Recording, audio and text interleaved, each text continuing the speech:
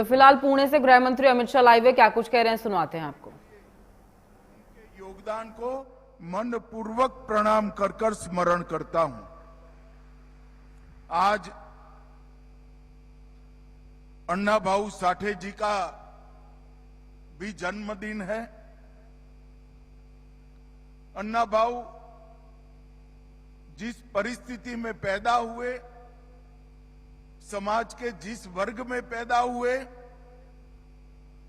मातंग समाज से पैदा होकर बहुत अल्प काल का शिक्षा प्राप्त कर अपने आप, कोई व्यक्ति कैसे अपने आप को शिक्षित करता है, इसका अगर पूरे भारत में उदाहरण ढूंढना है तो अन्ना भाऊ साठे जी एकमात्र उदाहरण है।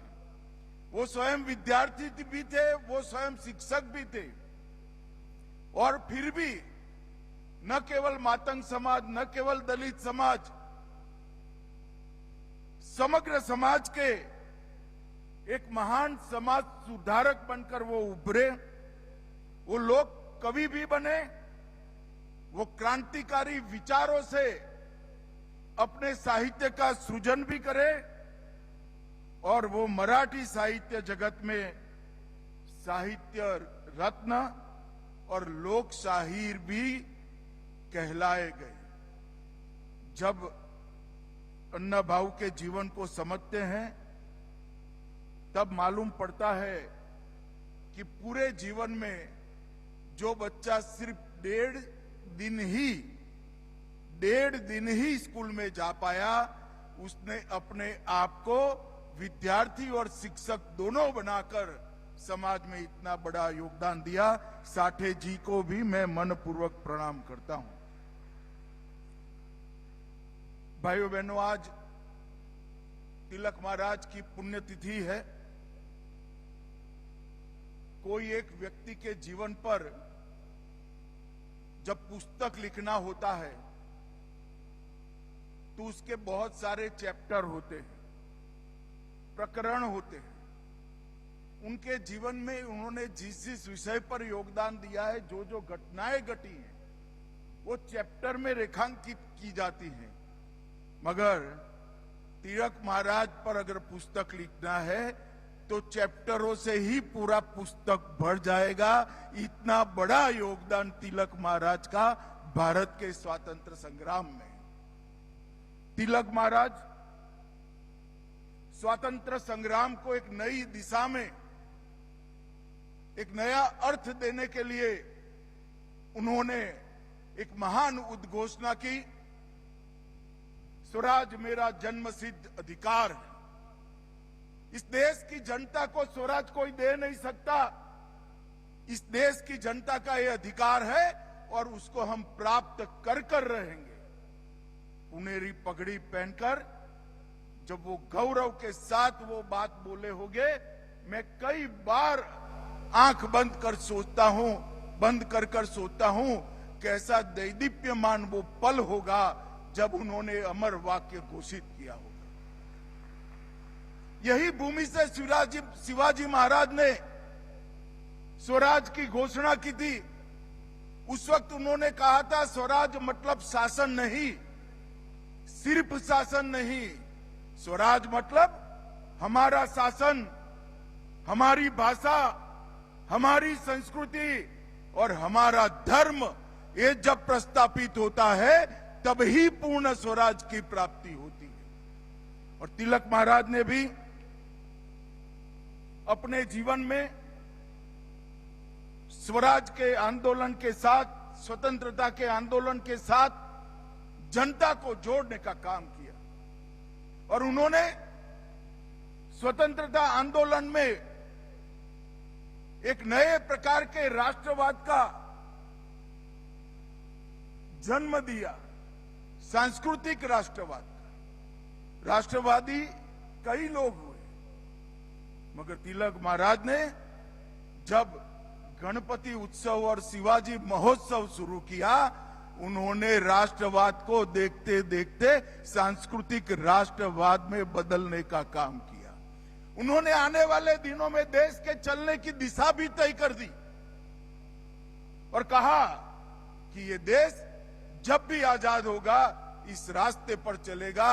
और वो व्यक्ति की दूरंदेशी देखिए, आज देश सांस्कृतिक राष्ट्रवाद के रास्ते पर चल गया है, चल पड़ा है।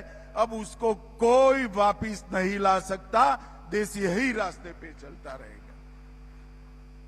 तिलक महाराज एक शिक्षक थे, शिक्षा में राष्ट्रीय शिक्षा के आग्रही थे, प्रखर पत्रकार थे।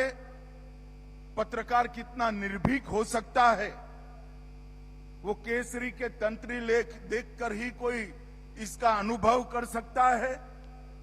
और एक बहुत बड़े चिंतक के रूप में उन्होंने भारत की आत्मा की अभिव्यक्ति दुनिया के सामने करने का काम तिलक महाराज ने किया। करोड़ों लोगों के हृदय के अंदर स्वराज का मंत्र प्रज्वलित किया।